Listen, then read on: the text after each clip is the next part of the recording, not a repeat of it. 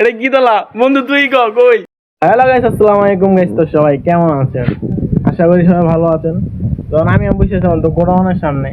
তখন আজকে দোকানে আসার কথা ছিল না, তো আসলাম। তোমার ছুটি চেয়েছিলাম, ছুটি হয়েছিল আজকে একটু কাজ বেশি, তাই ছুটি দেবো না। তাই আজকে কাজে আসছি। কালকে ফ্রিজ বসাইলাম তো, তাই আজকে ফ্রিজে মালটা ওই যে সাফ করতেছি পানি দিয়া।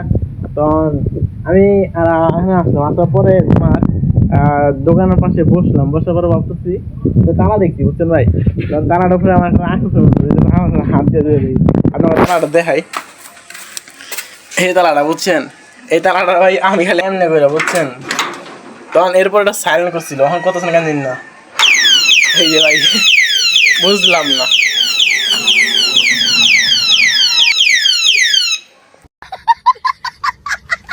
ভাই কি তালা এটা? এটা কি তালা বন্ধু তুই কই? তোর দেই না বন্ধু, তুই কই কি তালা বুঝলাম না।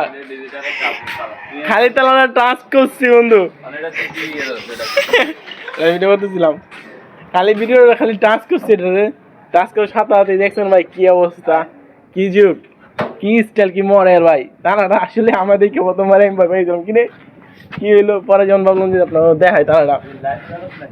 हाँ लाइव ना जो तरह से एमनी ब्लॉग जस्ट ब्लॉग को राजनीति से दूर रहना चाहिए हैं?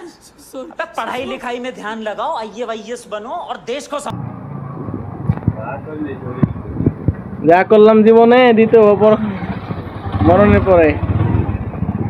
তখন আমার তালাটা দেখে খুবই ভালো লাগলো, গেছিলি বলতে এরকম তালা আমি আগে দেখি নাকি, প্রথমবারে আমার তালাটা দেখা পুরো স্পেশালি হয়। তালাটা আপনাকে আরেকবার দেখাই না, যা